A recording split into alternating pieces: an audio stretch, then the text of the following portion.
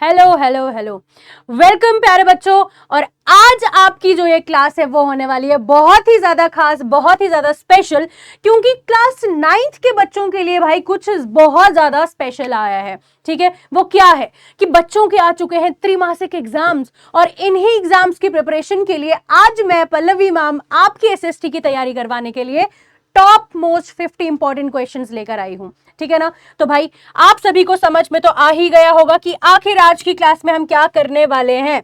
तो बच्चों आज हम top most important 50 questions discuss करने वाले हैं। ठीक है, कितने भाई? 50 क्वेश्चन डिस्कस करेंगे। ठीक है, तो जल्दी जल्दी से शुरू करते हैं, देखते हैं कि यहां पर क्या क्या चीजें जो है मैं आपके लिए लेकर आई हूं बिना किसी टाइम को वेस्ट किए।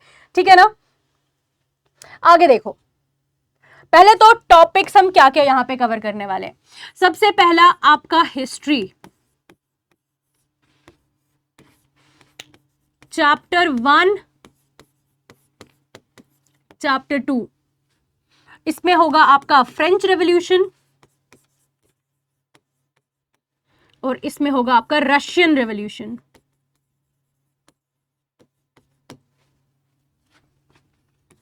ज्योग्राफी भी chapter 1, 2।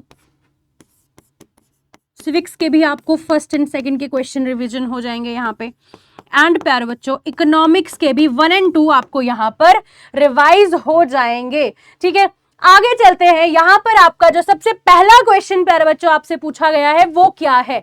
That who among the following propose the idea of society based on freedom and equal laws. मतलब कि इन चारों में से ऐसा कौन सा आपका थिंकर था जिसने हमारे पास एक आइडिया जो है वो सामने लाया था कि एक सोसाइटी हमारे पास बनाई जाएगी जो किस पे बेस्ड होगी? फ्रीडम पे। ठीक है, सबकी आजादी जो है वहां पर इंश्योर की जाएगी और क्या बोला गया कि सबको बराबर के राइट्स दिए जाएंगे। ठीक है, तो यहां पर प्यारे बच्चों आपको रोजियो जो है that is the right answer. ठीक है, आपको जब भी इसके बारे में पूछा जाएगा तो ये आपका सही जवाब होगा। Then the French revolution begin in the year, ये आप सभी को पता होगा कि 1789 हमारे पास क्या था, इसी टाइम पीरियड में जो फ्रेंच रेवोल्यूशन था वो स्टार्ट हुआ था। और 1789 का ये जो रेवोल्यूशन था ये क्या था? First clear expression of nationalism. मतलब पहली बार लोगों को नेशनलिज्म के बारे में कुछ चीजें समझ में आई थी। ठीक है, और यहां से ये कहां स्प्रेड हुआ था? ओवर पूरी की पूरी दुनिया में प्यारे बच्चों ये यहां से फैल गया था। फिर आपने देखा कि बहुत सारे अलग अलग रेवोल्यूशन हमारे पास सामने आए, लोगों ने रिवॉल्ट करना शुरू किया। ठीक है, और उन्होंने एक अलग से अपनी जो गवर्नमेंट थी उसको फॉर्म किया। सिमिलरली यहां पर भी हमने क्या देखा कि सबसे पहले लुइस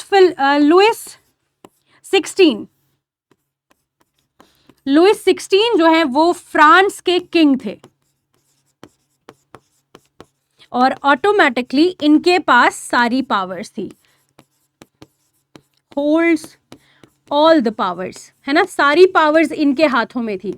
फिर हमने क्या देखा कि इन पावर्स को यहां से शिफ्ट कर दिया गया था लोगों तक। कहां तक? रिपब्लिक तक। ठीक है, यानी कि जो पावर्स थी वो कहां चली गई? To the people. इसके बीच में प्यारे बच्चों जितने भी आपके इवेंट्स हुए, जो भी चीजें हुई, उन सभी को कलेक्टिवली फ्रेंच रेवोल्यूशन जो है वो बोला गया। क्या बोला गया? फ्रेंच रेवोल्यूशन बोला गया। ठीक है ना, आगे चलते हैं। फिर आपका name the 3 states of French society before the revolution. अब क्या पूछा गया कि भाई जो आपका रेवोल्यूशन हुआ था उसमें सबसे पहले आपको क्या लगता है कि रेवोल्यूशन से पहले किस तरीके की स्टेट्स वहां पर अवेलेबल थी? ठीक है, तो सबसे पहले आप यहां पे मार्क करोगे, इस तरीके से आप डिवीजन बनाओगे। ठीक है, तो सबसे ऊपर आपको पता है कि कौन थे? नोबिलिटी। सबसे पहले आपकी क्लर्गी आती है। ठीक है, जो आपके प्रीस्ट्स होते हैं। फिर सेकंड आपकी कौन होंगे? नोबिलिटी। और जब आप थर्ड स्टेट की बात करोगे प्यारे बच्चों, तो वो है आपके कॉमन पीपल। कौन है आपके? Common people. तो यहां से ही आप इसको मार्क करोगे, ये था आपका first state, this was your second state and this was your third state. अब जो आपका फर्स्ट स्टेट है उसका क्या था और जो सेकंड स्टेट था, इनमें कुछ सिमिलैरिटीज थी, है ना, कुछ चीजें इनकी ना कॉमन थी। वो कॉमन चीजें क्या थी? वो ये थी कि दे एंजॉयड ऑल द प्रिविलेजेस, है ना, सारी की सारी प्रिविलेजेस को वो एंजॉय किया करते थे। और अगर अब हम देखें थर्ड स्टेट की, तो भाई यहां पर जितने भी लोग थे दे वर रिप्रेस्ड, ठीक है, और इनके ऊपर यहां पे जो है वो हुक्म चलाया जाता था फर्स्ट एंड सेकंड स्टेट के द्वारा, ठीक है ना। तो यहां पर हमने क्या देखा, इनके बीच में एक चीज एग्जिस्ट किया करती थी, दैट वाज अनइक्वालिटी। ये लोग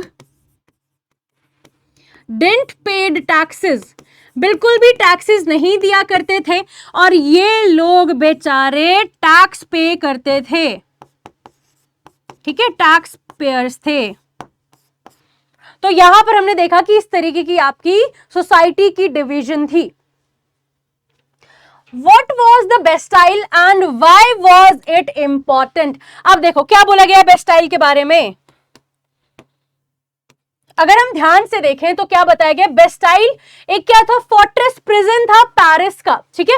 पेरिस में हमारे पास एक प्रिजन था, एक जेल था, एक बहुत ही बड़ी बिल्डिंग सुंदर दिखने वाली, जिसका नाम था बेस्टाइल, ठीक है ना। और इस बेस्टाइल को क्या कर दिया गया था, स्टॉर्म कर दिया गया था, मतलब इसकी ईंट से ईंट जो है प्यारा बच्चा वो मिट्टी में मिला दी थी, ठीक है ना। किसने मिलाई थी? वहां के लोगों ने। क्यों? क्योंकि भाई रूमर्स बहुत ज्यादा तेजी से फैलने लगे थे कि हमारे पास जो राजा यानी कि जो राजा है, उसने क्या किया, उसने ऑर्डर किया है अपने ट्रूप्स को कि जितने भी तुमको लोग दिखते हैं उनको शूट कर डालो, ठीक है। तो इस खबर के सुनने के बाद लोगों के मन में बहुत ज्यादा निराशाजनक फीलिंग्स जो है वो सामने आई, और लोगों ने क्या सुना, लोगों ने सोचा कि भाई इससे पहले कि वो हम पे अटैक करे, हम ही उन पे हावी हो जाते हैं। तो यहां पर हमें ये चीज प्यारे बच्चों देखने को मिली। इट्स स्टॉर्मिंग ऑन 14 जुलाई 1789 क्या सिंबलाइज करता है कि ये एंड था monarchies power and the start of the revolution.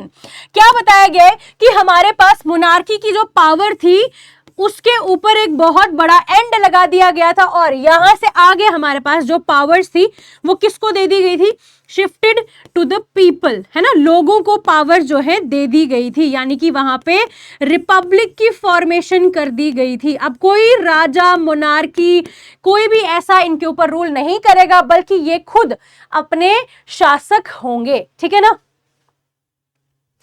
Explain the role of philosophers in the French revolution. अब देखो फिलोसफर्स ने क्या किया भाई, फिलोसफर्स ने लाया यहां पर एनलाइटनमेंट, जागरूकता, अवेयरनेस, ठीक है, जागरूकता, अवेयरनेस, ये सारी चीजें हमारे पास किसने लाई, या फिर आपने अवेयरनेस बोला। यहां के जो लोग थे ना फ्रेंच रेवोल्यूशन के, मतलब रेवोल्यूशन से पहले जो लोग थे बहुत ही सीधे साधे बेचारे शरीफ गरीब से लोग थे, ठीक है, इनको कुछ भी बाकी सब चीजों के बारे में नहीं पता था।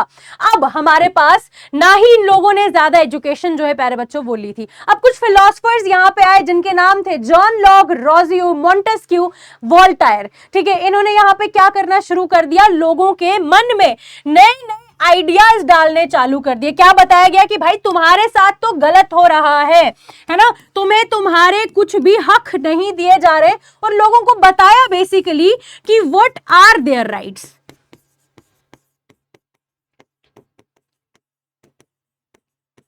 है ना, लोगों को बताया कि उनके हक हमारे पास क्या क्या है, ठीक है। जैसे कि इन्होंने इनको लिबर्टी के बारे में बताया, ठीक, लिबर्टी के बारे में बताया, इक्वालिटी के बारे में बताया, एंड प्यारे बच्चों डेमोक्रेसी के बारे में बताया। क्या बताया कि तुम सभी लोग बराबर हो, तुम्हारे साथ कोई भेदभाव, डिस्क्रिमिनेशन ऐसा अगर किया जा रहा है तो वो गलत है, ठीक। और क्या बताया कि तुम सभी लोग जो है वो मिलजुल कर एक साथ आजादी से रहना डिजर्व करते हो। और इनको यहां पर डेमोक्रेसी, लोकतंत्र के बारे में चीजें बताई, समझाया कि किस तरीके से तुम लोग मिलकर या हम लोग मिलकर अपनी खुद की एक गवर्नमेंट बना सकते हैं जिसको हम लोगों द्वारा चुना जाएगा, ठीक है। और फर्स्ट ऐसी जो हमारे पास गवर्नमेंट यहां पे देखने को मिली थी वो थी आपकी नेशनल असेंबली।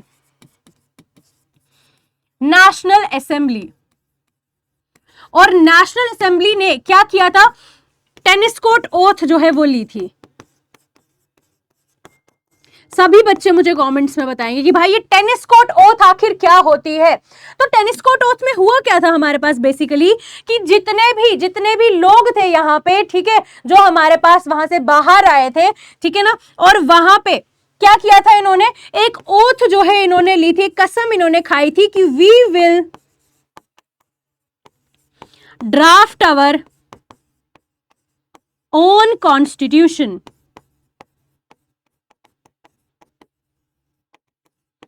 ठीक है ना। अब ये सारे आइडियाज इनको किसने दिए थे, इन्हीं फिलोसफर्स, इन्हीं थिंकर्स ने इनके दिमाग में सारे आइडियाज डाले थे, ठीक है ना। और हमने इवेंचुअली क्या देखा कि मोनार्की को यहां से निकाल दिया गया था एंड फाइनली यहां पर प्यारे बच्चों रिपब्लिक आ गया था, ठीक है ना। This was all because of the enlightenment, जो किसकी वजह से आई थी, John Locke, Rousseau, Montesquieu and Voltaire. Done, आगे चलते हैं। Mention any three features of the Constitution of 1791।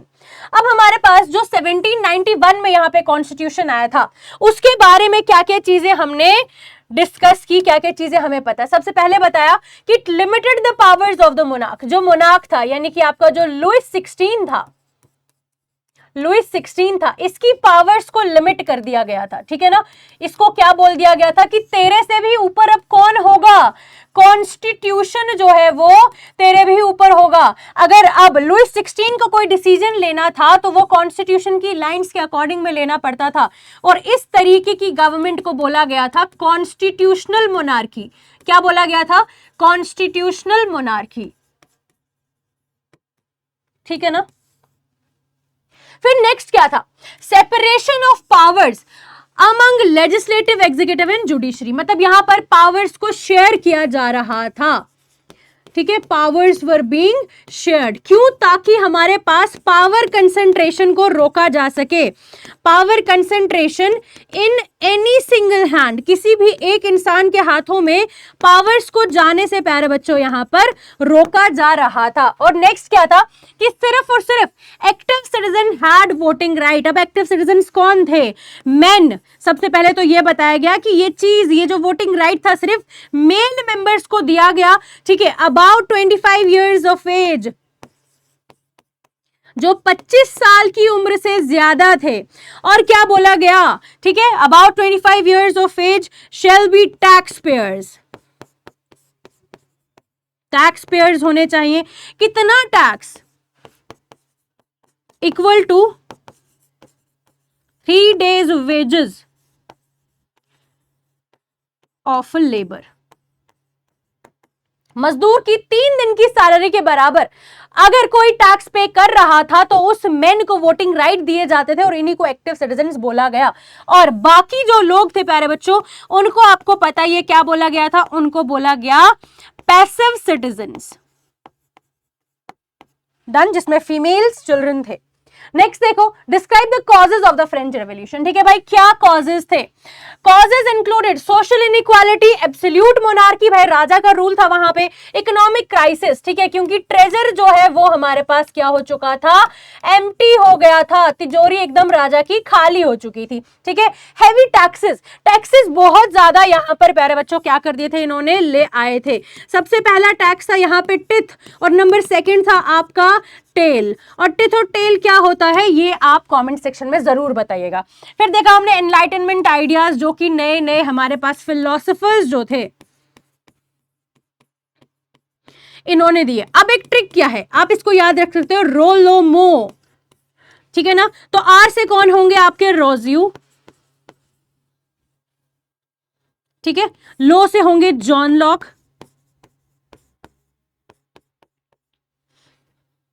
M से होंगे आपके मॉन्टेस्क्यू,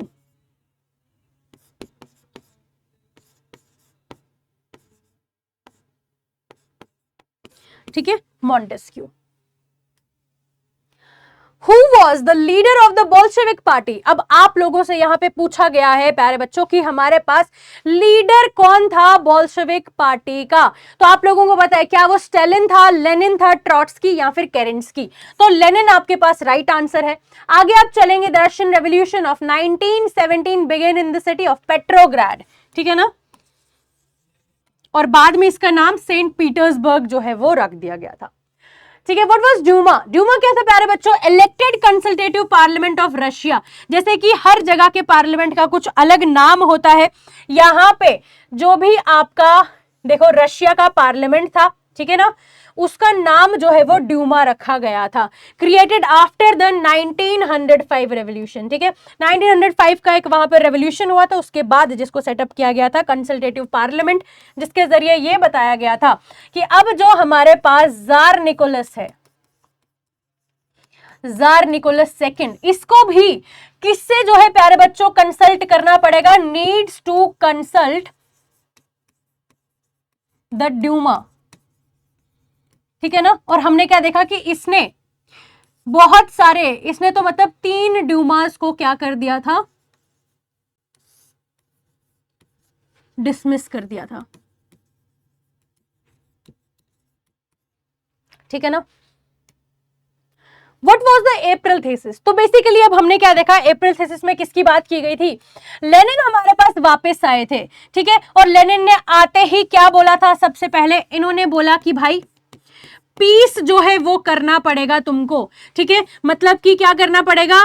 क्विट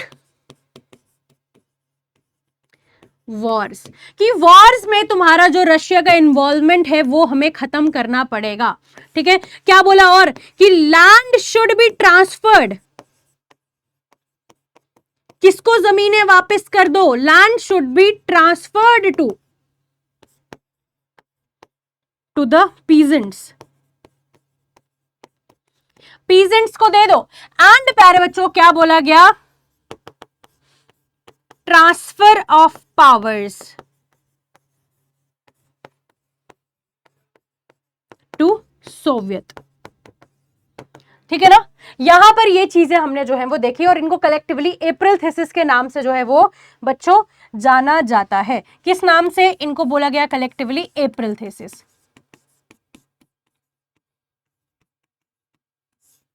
आगे चलते हैं। State two difference between Bolsheviks and the Mensheviks, ठीक है। बोल्शेविक्स कौन थे हमारे पास भाई?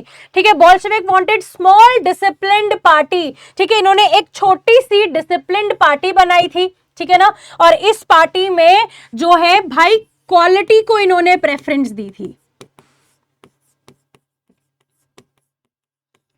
और बाकी जितने भी लोग थे उन्होंने किसको ज्वाइन किया था?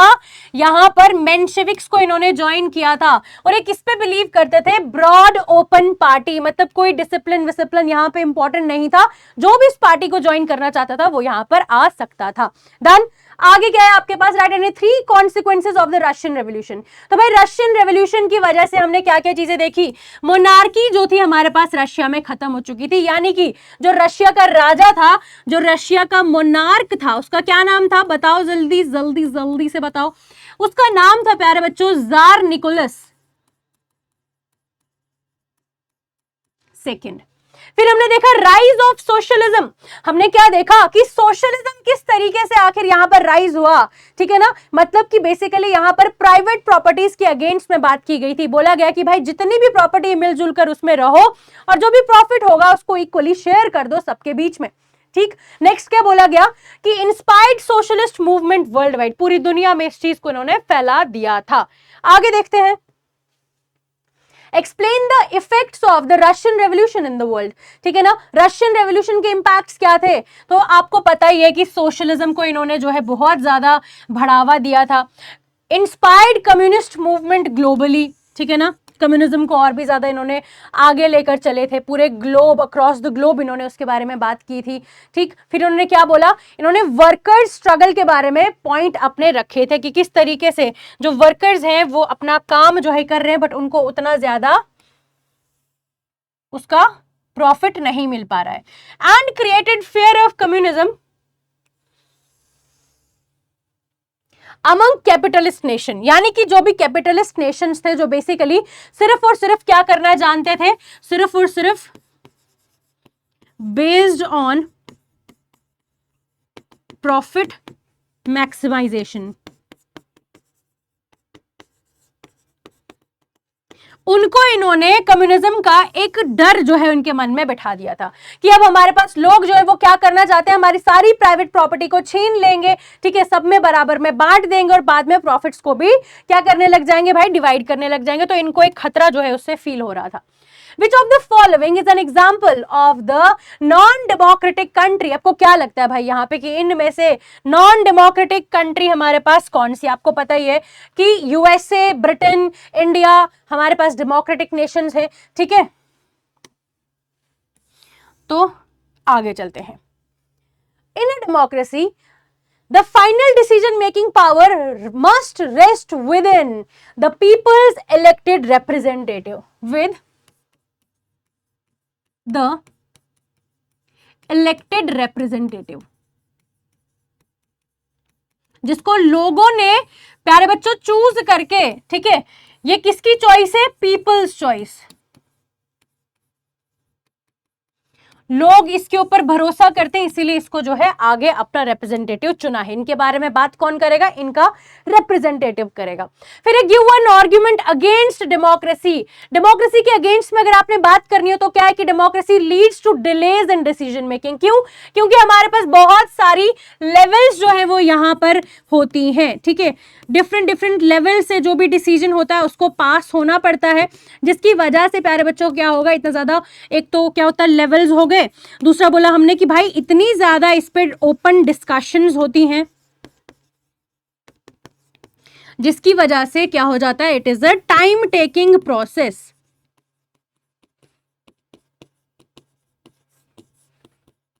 अगर आपसे पूछा जाए कि ये तो तुमने नेगेटिव बताया, चलो अब डेमोक्रेसी का कुछ पॉजिटिव भी बता दो, तो इसी को उल्टा कर दो, ठीक है, इसी का रिजल्ट बता दो कि चाहे जितना मर्जी टाइम टेकिंग प्रोसेस हो, जो भी डिसीजन आएगा, यानी कि the decision is the best one, ठीक है, जो हमारे पास डिसीजन होगा वो क्या होगा, सबसे ज्यादा बेहतरीन होगा, सबके हक में बहुत अच्छा होगा। State one feature of democracy. Democracy में जो रूलर्स हैं they are elected by the people, है ना। कैसे? वो वोट करते हैं उनके लिए, और वोट के लिए यहाँ पे क्या क्राइटेरिया फॉलो किया जाता है, that is UAF, universal adult franchise.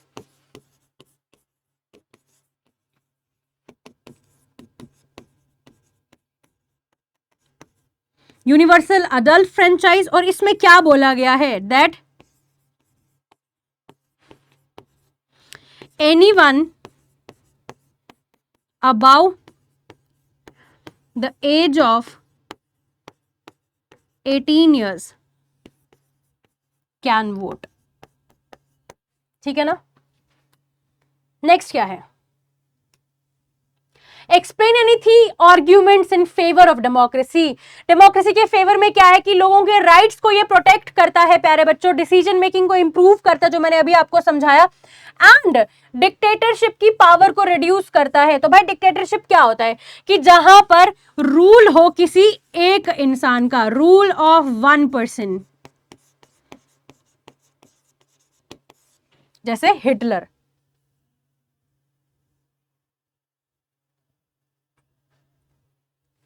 Right any three consequences of Russian revolution, ठीक है ना।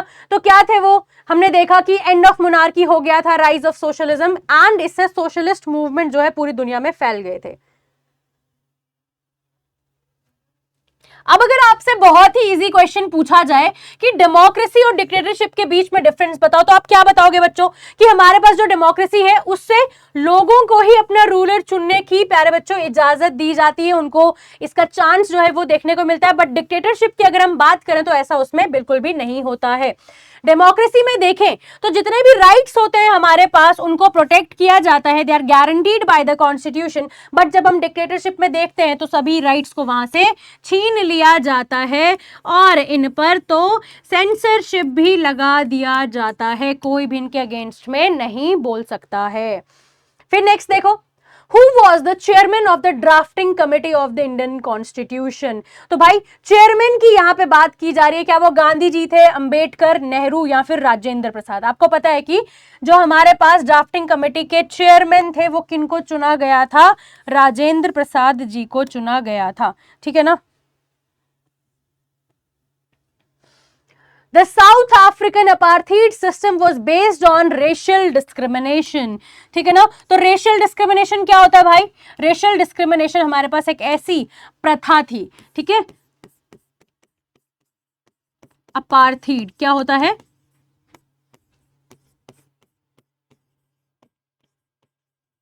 रंग भेद की नीति, ठीक है। मतलब रंग के बेस पे कि कौन हमारे पास काला है, कौन हमारे पास प्यारे बच्चों गोरा है, इसके बेसिस पे यहां पर लोगों को क्या किया जा रहा था? डिवाइड किया जा रहा था और लोगों को यहां पर बहुत ज्यादा परेशान जो है वो किया जा रहा था, ठीक है ना। तो इसके खिलाफ आवाज उठाई हमारे पास गांधी जी ने और यहां पर उन्होंने सत्याग्रह जो है सबसे पहला किया था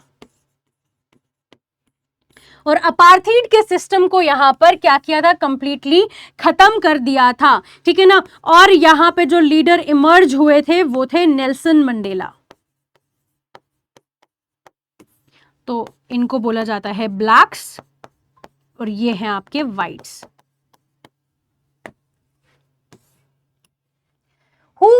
नेक्स्ट क्या है? When was the Indian constitution adopted? तो आपको पता है कि 26 नवंबर 1949 को इसको अडॉप्ट किया गया था। फिर what do you mean by apartheid? जैसे मैंने अभी आपको बताया कि सिस्टम ऑफ रेशियल सेग्रीगेशन, कि कलर्स के बेसिस पे जब डिवाइड किया जाता है, कलर यानी कि कोई ब्लैक्स बन जाते हैं यहां पे, किसी को यहाँ पर व्हाइट्स के नाम से जो है प्यारे बच्चों डिस्क्रिमिनेट जो है वो अलग सेपरेट किया जाता है, और जो ब्लैक्स थे इनके साथ यहाँ पर क्या किया जा रहा था? बहुत ज्यादा डिस्क्रिमिनेशन जो है वो किया जा रहा था, अनइक्वल ट्रीटमेंट इनको यहाँ पे दिया जा रहा था। और ये जो discrimination which is based on the colour, इसको रेशियल डिस्क्रिमिनेशन बोला जाता है। कहां पे हो रहा था? साउथ अफ्रीका में। State any 3 guiding values of the Indian constitution? तो भाई आपको पता है कि सॉवरेनिटी, ठीक है, इक्वालिटी एंड जस्टिस। आगे देखो, why is the preamble called the philosophy of the Indian constitution? जैसे कि आप देखते हो कि यार पूरी की पूरी आपको क्या है, जब मूवी आप देखने जाते हो ना आप लोग, है ना, तो मूवी में क्या होता है? मूवी से पहले प्यारे बच्चों एक बहुत ज्यादा इंटरेस्टिंग ट्रेलर आता है, ठीक है। जैसे हम देखते हैं चेन्नई एक्सप्रेस, ठीक है। अब उसमें क्या बताया गया? शुरू में ही कश्मीर तू मैं कन्याकुमारी, नॉर्थ साउथ की मिट गई देखो दूरी सारी। तो हमने क्या देखा इस तरफ, इस तरीके से हमें मूवी में आखिर क्या जो है वो चीजें पता लग जाती हैं। जैसे आपका जो चैप्टर है फ्रेंच रेवोल्यूशन, पूरे चैप्टर का एक छोटा सा जिस्ट, एक छोटा सा ट्रेलर आपको क्या है शुरुआत में दिखाई गई थी, वो जो एक स्टोरी सुनाई गई थी बेस्टाइल की स्टॉर्मिंग की, कि किस तरीके से वहां पे अफवाहें फैल चुकी थी, जिसके बाद जो है लोग वहां पे बहुत ज्यादा डिस्टर्ब थे, ठीक है। तो इसी तरीके से हमारे पास जितना भी जो भी हमारा कॉन्स्टिट्यूशन है, कॉन्स्टिट्यूशन होता है सुप्रीम बुक ऑफ लॉ, ठीक है, हमारी जो कानून की सबसे ज्यादा सुप्रीम किताब है, जिसके बेसिस पे हमारा पूरा इंडिया रन करता है, हमारी गवर्नमेंट गवर्न करती है, ठीक है। क्या राइट्स हमें मिलने चाहिए, किस चीज में चेंज होना चाहिए, जहां पर भी सारी चीजों के बारे में लिखा गया है, दैट इज कॉन्स्टिट्यूशन, ठीक है। अब बोला गया प्रियम्बल क्या है? प्रियम्बल को बोला जाता है that is the first page of the constitution. But वो फर्स्ट पेज हमारे पास सबसे पहले नहीं लिखा जाता। सारे के सारे कॉन्स्टिट्यूशन को फ्रेम करने के बाद, पूरी किताब को लिखने के बाद, एट द एंड, ठीक है, एंड पे जितनी भी वैल्यूज आपके पूरे कॉन्स्टिट्यूशन जिन जिन पे बेस्ड है, उन सभी वैल्यूज को उस पेज पे लिखा गया और वही जो वैल्यू होल्डिंग पेज था उसको सबसे पहले लगाया गया, जिसको प्रियम्बल के नाम से हम जानते हैं। तो क्या बोला गया कि जो भी आइडियल्स और गाइडिंग प्रिंसिपल्स है हमारे पास, जस्टिस, लिबर्टी, इक्वालिटी, फ्रेटर्निटी, भाईचारा, ये सारी चीजें हमारे पास हमारा प्रियम्बल जो है वो हमें दर्शाता है। Describe the struggle against apartheid in south Africa, ठीक है। तो हमने क्या देखा है कि ये जो स्ट्रगल था नेल्सन मंडेला द्वारा शुरू किया गया था और एएनसी इनकी एक पार्टी थी और एएनसी का नाम क्या है? African national Congress.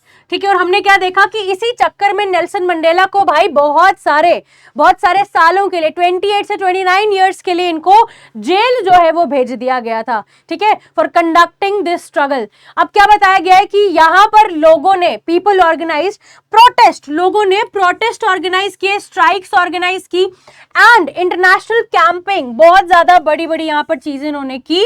ठीक है, और अपार्थीड को फाइनली एंड कर दिया इन द ईयर 1944 में एंड वहां पर डेमोक्रेसी को एस्टैब्लिश किया। ठीक है, मगर एक बात आपको बताऊं इंटरेस्टिंग, कि जो हमारे पास नेल्सन मंडेला थे उन्होंने अपने लोगों से रिक्वेस्ट की, they requested his countryman,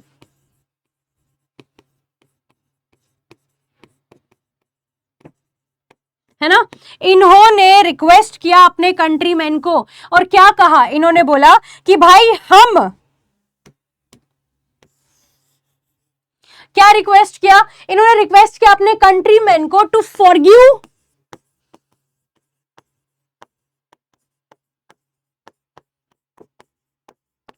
all the whites for everything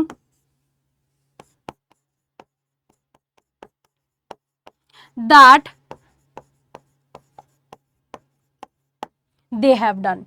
ठीक है ना, क्या बोला गया कि भाई हमारे पास जितना भी तो दुख दर्द परेशानी तुमको ब्लैक्स के ऊपर व्हाइट्स ने जो है वो की थी, जितनी भी एट्रोसिटीज यहां पर उनके द्वारा की गई थी, आप अपना दिल बड़ा करके उन सभी को माफ कर दो। ठीक है, ताकि हमारे पास अभी जो बदला लेने की भावना थी ना वो खत्म की जा सके, और यहां पर सब लोग इक्वालिटी की लाइंस पे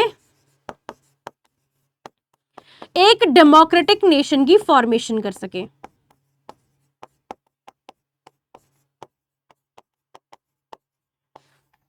ठीक है ना,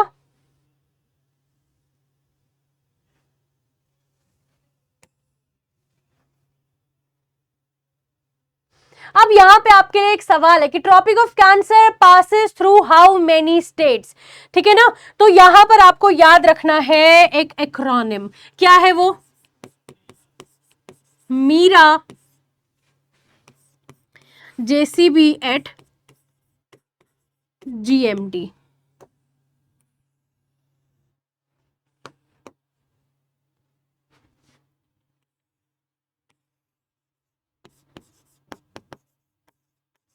मिजोरम,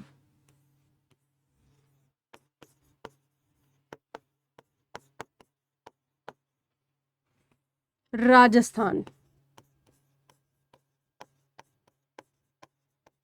झारखंड,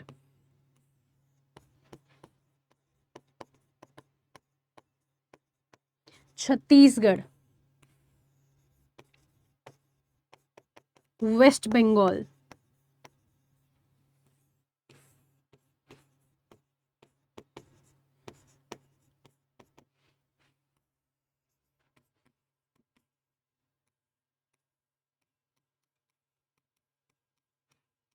तो काउंट करते हैं। ठीक है, अब काउंट करते हैं, 1 2 3 4 5 6 7 एंड 8, तो 8 इज द राइट आंसर। ठीक है ना, the total land area of India is about 3.28 million square kilometre. ठीक है ना, आगे देखो, what is the India's latitudinal and longitudinal extent. ठीक है ना, तो लैटिट्यूडनल एक्सटेंट की यहां पे सबसे पहले बात की गई है, किसकी, लैटिट्यूडनल, यह है आपका लैटिट्यूडनल एक्सटेंट।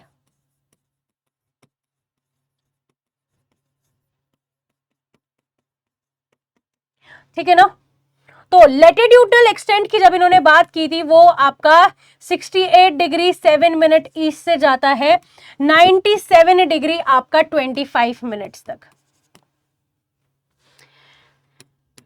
फिर है आपका लॉन्गिट्यूडनल एक्सटेंट।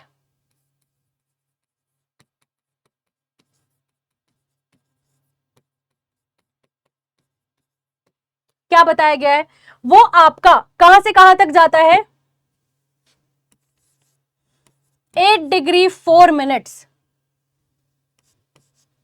से 37 डिग्री 6 मिनट नॉर्थ तक जाता है। ये है आपके एक्सटेंट्स। फिर है आपका यहां पर name the 2 island groups of India, Lakshadweep and Andaman and Nicobar island, ये तो आपको पता ही है। Why is India called a subcontinent? Due to its vast size, varied relief, ठीक है, diverse climate and rich resources. ठीक, अब सब कॉन्टिनेंट क्यों बोला जाता है इसको? क्योंकि यहां पर इसका एक बहुत ही बड़ा साइज है, इसमें रिलीफ फीचर्स बहुत ही अच्छे हैं, क्लाइमेट बहुत ज्यादा डिफरेंट है और यहाँ पर रिसोर्सेज भी बहुत सारे हमें अवेलेबल है। Explain the significance of India central location. अब देखो, जो सेंट्रल लोकेशन है भारत की, उसकी वजह से उसको बहुत ज्यादा फायदे जो है वो देखने को मिले हैं। ठीक है ना, ये जो आपकी भारत की ऐसी लोकेशन है, ये बीचों बीच आपका जो है इंडिया आपको देखने को मिलता है। इस इंडिया में आपको पता लगता है, इस तरफ है अरेबियन सी, नीचे है आपका इंडियन ओशन, इधर है आपका बे ऑफ बंगाल, बंगाल की खाड़ी।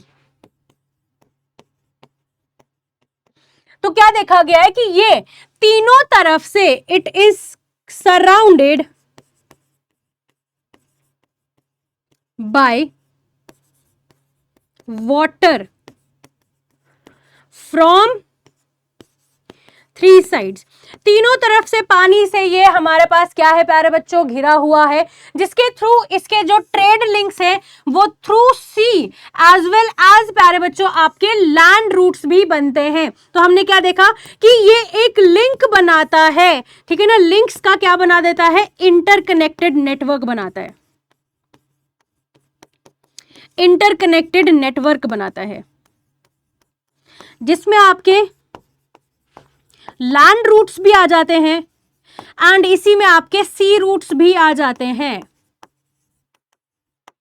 ठीक है, इसको क्या बोला जाता है यहां पे, इसको बोला गया कि इसकी वजह से यहां पे ट्रेड करने में बहुत ज्यादा हेल्प होती है, कल्चरल कॉन्टेक्ट इसके ईस्ट एंड वेस्ट एशिया से बहुत ही अच्छे बेहतरीन बन पाते हैं। High speak in India K2, ठीक है ना, K2 है प्यारे बच्चों, that is Godwin Austen.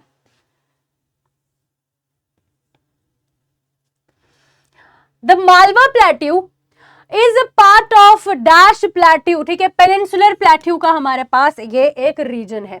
Name the 3 parallel ranges of the Himalaya, Himadri, Himachal, Shivalik, 1 2 3, ठीक है ना।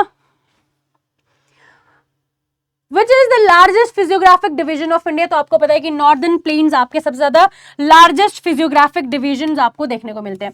आपको पता है कि ये आपके पहाड़ हैं, ठीक है ना, यहां से आपकी कुछ नदियां जो है वो बहती हुई आती हैं और बहते बहते जब वो आगे यहां पर आती हैं तो यहां पे क्या करती हैं भाई, प्लेन्स की फॉर्मेशन कर देती है, अपने साथ सेडिमेंट्स लेकर आ जाती है बहुत सारे। ठीक है ना, ये हमारे पास क्या हो गए, हिमालयाज हो गए, ये हिमालयन रिवर्स हो गई।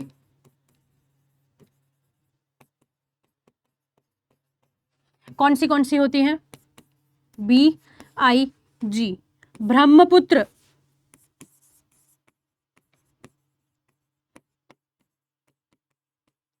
I से है आपका इंडस, G से है आपका गंगा। ठीक है ना, ये रिवर्स आती हैं and this is what, this is known as the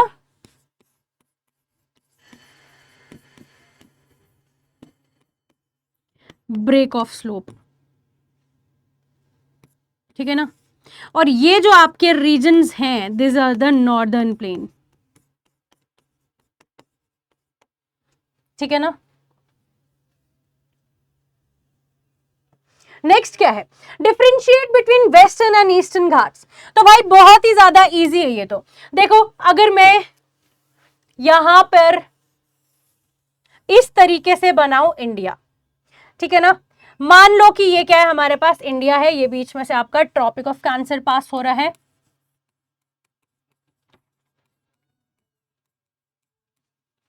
इस तरफ के आपके जितने भी प्यारे बच्चों क्या है, ये देखोगे, ये कॉन्टिन्यूअस रेंज है आपके पास माउंटेन्स की, और दूसरी तरफ आपकी क्या है, डिसकॉन्टिन्यूअस रेंज है। ठीक है ना, यही जो आपकी वेस्टर्न साइड पे होती है इसको बोला जाता है वेस्टर्न घाट। इसको वेस्टर्न घाट्स के नाम से जाना जाता है बच्चों। और इसके अपोजिट जो आपको दूसरी साइड देखने को मिलती है, इधर से आपकी जो रेंज है, they are known as the Eastern Ghat. ठीक है ना, इसको ईस्टर्न घाट के नाम से प्यारे बच्चों जाना जाता है। ठीक, तो ये आपकी दो रेंजेस हो गई। एक बात और मैं आपको यहां पे ऐड कर देती हूं कि जो भी आपकी वेस्टर्न घाट्स होती हैं, they are the continuous ranges, और ये जो आपकी होती हैं, they are the non continuous, या फिर आप बोल सकते हो डिसकॉन्टिन्यूअस होती हैं।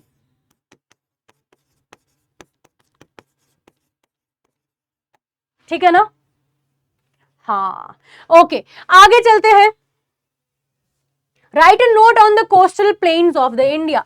Eastern coast is broader with deltas, western coast is narrower and rocky. तो ये भी आपका सेम इसी तरीके से जो है आप बनाओगे, ऐसे आप यहां पे डिवाइड करोगे। अब कोस्ट क्या होगा? ऐसी जगह जहां पे आपका लैंड पार्ट आपका वाटर पार्ट से मिल रहा होगा। ये वाला पार्ट आपका अंदर वाला जो है that is the land part, और जो आपका बाहर वाला रीजन है that is your water part. ठीक है ना, यहां पर ये जो कनेक्टिविटी बन रही है इन दोनों के बीच में, ये जो बीच का रीजन है बच्चों, इस बीच के रीजन को क्या बोला गया यहां पे?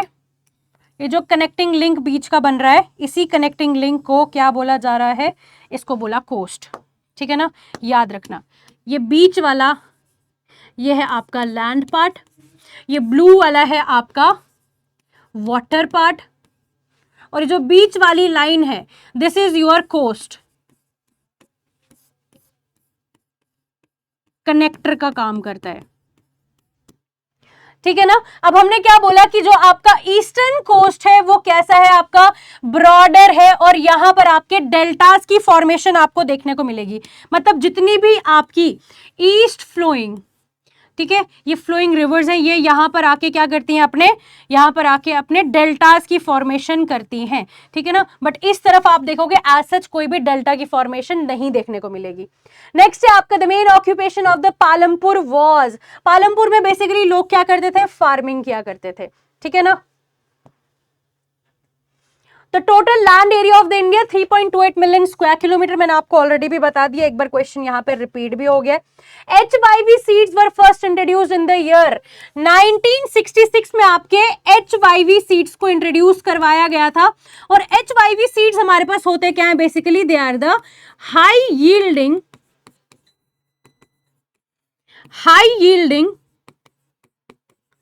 Variety seeds. ठीक है ना, नेक्स्ट क्या आपके पास? Name the 4 factors of production, land, labour, capital and entrepreneurship. What is physical capital? Physical capital आपके पास क्या होगा बच्चों? A man-made goods used in production such as tools, machines, buildings। ठीक है ना, जो भी ऐसी चीज होगी जो आपके मैन मेड होगी और जो आपके प्रोडक्शन में काम आएगी बच्चों, उसको क्या बोला जाता है? उसको बोला जाता है यहां पर क्या बोला जाता है? फिजिकल कैपिटल बोला जाता है। नेक्स्ट क्या? Differentiate between fixed capital and working Capitals. तो आपके फिक्स्ड कैपिटल और वर्किंग कैपिटल में क्या फर्क होता है? Fixed capital is used for years, ठीक है, जैसे कि ट्रैक्टर्स, मशीन्स, यानी कि आप फिक्स्ड कैपिटल को क्या बोल सकते हो? एक बार इन्वेस्ट करोगे, बार बार उधर से आप फायदा उधर से ले सकते हो। ठीक है ना, जैसे कि आपने एग्जांपल दे दी ट्रैक्टर की, मशीनों की एग्जांपल दे दी, कॉन्टिन्यूअस हर साल दोबारा थोड़ी ना पैसा लगाते हैं हम उसमें, है ना। अब नेक्स्ट क्या बोला गया यहाँ पे वर्किंग कैपिटल के बारे में? वो क्या होता है? It is used up in production. जैसे कि आप बात करो कि हर साल अलग बीज का आप इस्तेमाल करते हो और हर साल खेती को अच्छा करने के लिए आप अलग अलग फर्टिलाइजर्स का इस्तेमाल करते हो, हर साल आप यहां पर प्यारे बच्चों कुछ और भी चीजों का इस्तेमाल करते हो। तो क्या बोला गया? फिक्स्ड कैपिटल वो है जिनको बहुत ज्यादा सालों के लिए यूटिलाइज किया जाता है। बट वर्किंग कैपिटल की अगर आप बात करो तो वो हमारे पास क्या है? They are used up in the production of seeds. ठीक है ना, ये sorry they are used up in the production. एक साल में एक ही बार इनको यूटिलाइज किया जा सकता है, अगले साल इनको दोबारा कुछ और फिर से यूज किया जा सकता है। और बहुत ज्यादा सालों के लिए जिसकी लाइफ बहुत लंबी होगी, एक बार इन्वेस्ट करने पे हर साल यूज करोगे, they are the fixed capitals. Next क्या है आपका बच्चों, explain to non farming activities practice in the Palampur. Dairy farming जो है आपकी नॉन फार्मिंग हो गई, ठीक है ना, जो भी आपका मिल्क रिलेटेड प्रोडक्शन से बात की जाती होगी या उसके रिलेटेड जो भी आपका काम किया जा रहा होगा बच्चों, that is in your dairy farming. And next is your small scale manufacturing, जैसे कि जागरी मेकिंग, यानी गुड़ से यहाँ पे मतलब कुछ भी आपका चीजों को, रॉ मटेरियल्स को लेकर गुड़ की फॉर्मेशन, जागरी को जो है फॉर्म किया जा रहा है, एक छोटा सा यूनिट प्यारे बच्चों सेटअप करके, उसको बोला गया नॉन फार्मिंग एक्टिविटी। मतलब कि अदर देन एग्रीकल्चर यहाँ पे क्या क्या चीजें की जा रही हैं। तो नॉन फार्मिंग क्या होगी,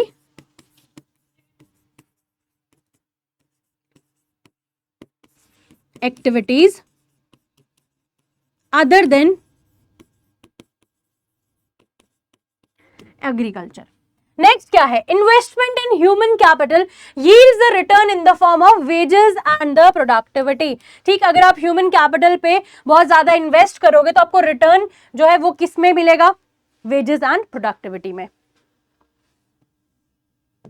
अब नेक्स्ट क्या है आपका, The two types of unemployment found in rural areas are seasonal unemployment and disguised unemployment। देखो seasonal वाला क्या हो गया, जैसे कि आपका जो भी आफ्टर हार्वेस्टिंग क्या करोगे, एक किसान हार्वेस्ट करने के बाद क्या करेगा, कुछ काम नहीं है उसके पास, है ना, जब वो खेती बाड़ी खत्म कर लेगा अपने सीजन में, तो बाकी जैसे विंटर्स जहाँ पे बर्फबारी पड़ती होगी उन सीजन्स में कोई भी एज सच एग्रीकल्चर नहीं होता है, तो वो तरीके का आपको बोला जाता है सीजनल अनएम्प्लॉयमेंट। ठीक है ना, और डिस्गाइज्ड मतलब जहां पे कोई भी जरूरत से ज्यादा लोग किसी एक काम को करने में लगे होंगे, ठीक है, और उनकी प्रोडक्टिविटी जो है वो यूटिलाइज नहीं हो पा रही होगी। मान लो ये ए है, बी, सी, अब इनके बीच में डी, ई और एफ भी है, मगर आपको मैं बता दूं कि ए, बी और सी इस फार्म के ऊपर काम अकेले भी कर सकते हैं, ठीक है ना, बट यहां पे ही दूसरी बात क्या बोली गई है, डी, ई और एफ जो हैं दे आर नॉट रिक्वायर्ड, मतलब उनका होना और ना होना एक समान है। तो जब भी ऐसी कोई सिचुएशन हमें देखने को मिलेगी जहां पे जरूरत से ज्यादा लोग हमारे पास काम कर रहे हैं, उसी को बोला जाता है कलेक्टिवली डिसगाइज्ड अनएम्प्लॉयमेंट, जो ज्यादातर आपको प्राइमरी सेक्टर में, एग्रीकल्चर में देखने को डिसगाइज्ड अनएम्प्लॉयमेंट देखने को मिलता है।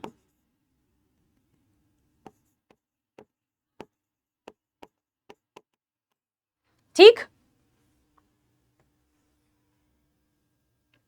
ह्यूमन कैपिटल क्या है हमारे पास, the skills, knowledge, health possessed by people that make them productive. जो भी स्किल सेट किसी भी एक इंसान के पास होता है, ठीक है, जो भी नॉलेज वो एक्वायर करता है प्यारे बच्चों, उसकी जो हेल्थ होती है, जो कलेक्टिवली हमारे पास क्या करता है, उनको प्रोडक्टिव बनाता है, so that they can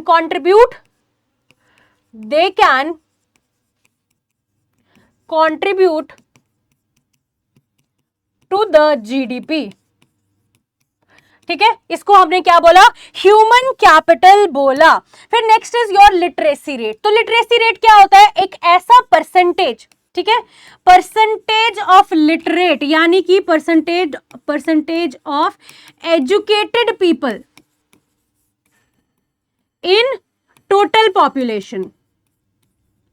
total population में 7 साल से ज्यादा की जो भी पॉपुलेशन है प्यारे बच्चों, ठीक है, 7 ईयर्स से जितनी भी ज्यादा पॉपुलेशन है, उसको अगर हम देखें कि कितने परसेंट लोग जो है वो पढ़े लिखे हैं, उन्होंने एजुकेशन ली है, that makes the literacy rate. ठीक है ना। नेक्स्ट है आपका explain the role of education and the health in the human capital formation. अब देखो रोल क्या है हमारे पास एजुकेशन का एंड हेल्थ का ह्यूमन कैपिटल की फॉर्मेशन में। एजुकेशन क्या करता है, डेवलप स्किल्स, ठीक है, increases efficiency and open job opportunity, क्या करता है, और भी ज्यादा लोगों को जॉब अपॉर्चुनिटीज प्रोवाइड करवाता है। ठीक, जब कोई एजुकेशन लेता है उसके अंदर कोई बहुत अच्छा स्किल सेट बन जाता है, ठीक है ना, और ज्यादा इफेक्टिवली वो काम कर सकता है। जितना ज्यादा एफिशिएंट होगा, जितनी ज्यादा उसके अंदर स्किल्स होंगी प्यारे बच्चों, उतना ज्यादा वो अपना कॉन्ट्रीब्यूशन जो है वो जीडीपी को बूस्ट करने में दे सकता है।